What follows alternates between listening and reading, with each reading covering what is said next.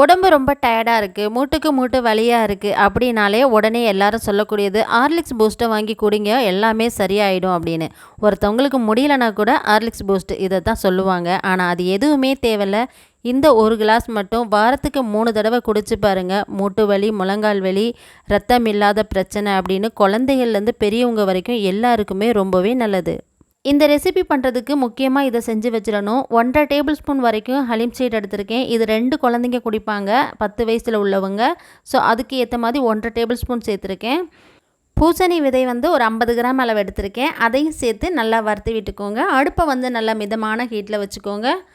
இப்போ அதை எடுத்து வச்சுட்டு அதிலையே 50 கிராம் அளவுக்கு பாதாம் சேர்த்துக்கலாம். இது கூட குறைச்சி சேர்த்துக்கோங்க. நிறைய நம்ம அரைச்சி வச்சுக்கிட்டோம் அப்படின்னாலும் ரொம்பவே நல்லது தான். நான் வந்து ஒரு அளவுக்கு தான் அரைச்சி வச்சுக்கிட்டு நான் வாரத்துக்கு ஒரு மாதத்துக்கு இல்லை அப்படின்னு சொல்லி நான் சேர்த்து அரைச்சிக்குவேன். இப்போ நான் அரைக்கக்கூடியது எனக்கு வந்து சரியாக வந்து ஒரு 2 வாரம் வரைக்கும் வரும். அது நல்லா வறுபட்டுருச்சு. அடுத்ததாக முந்திரி ஒரு 50 கிராம் எடுத்து அதையும் நல்லா வறுத்து வச்சுக்கோங்க. அடுப்பு நல்லா சிம்மில் வச்சுக்கோங்க, நம்ம கருக விட்டுறக்கூடாது. அடுத்து முக்கியமாக தாமரை விதை சேர்த்துக்கோங்க. அதையும் நான் எடுத்து நல்லா வறுத்து வச்சுக்கிறேன். தாமரை விதை வறுக்கும்போது ரொம்ப சிம்மில் வச்சுக்கணும். தாமரை விதை எப்படி வறுபட்டுச்சு அப்படின்னா கையில் எடுத்து நமக்கு உடைக்கும் போது அப்படியே நொறுங்கி வரணும். அதுதான் வறுபட்டதுக்கான அளவு. அடுத்ததாக ஆளி விதைன்னு சொல்லுவாங்க. இது ரொம்ப ரொம்ப நல்லது. இது வந்து 50 கிராம் எடுத்துக்கோங்க. இது வறுக்கும்போது ரொம்பவே கவனம். அடுப்பை நல்லா சிம்மில் வச்சுக்கோங்க. இல்லைனா ஒரு அகலமான பெரிய பாத்திரமாக குழி உள்ள பாத்திரமாக எடுத்துக்கோங்க. பாருங்கள், நான் இந்த மாதிரி பாத்திரம் எடுத்து பொரித்தேன். அப்படியே எல்லாமே பொரிஞ்சு வெளியில் நல்லா தெரிச்சிருச்சு. அடுப்பை நல்லா சிம்மில் வச்சுட்டு அதுக்கப்புறமா நான் வறுக்க ஆரம்பிச்சிட்டேன்.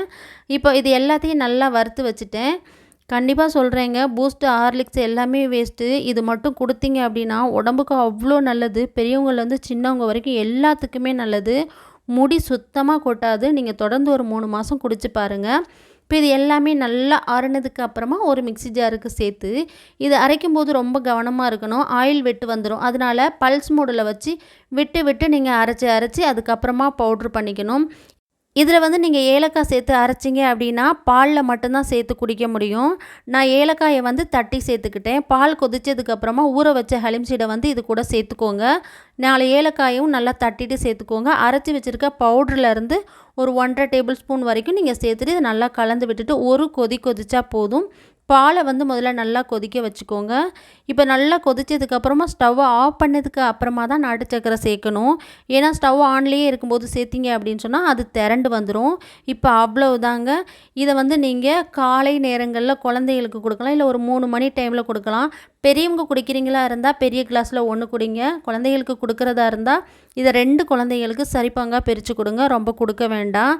சப்பாத்தி அது கூட நம்ம தோசை மாவில் கூட கலந்து கொடுக்கலாம். ரொம்ப ஆரோக்கியமானதும் கூட.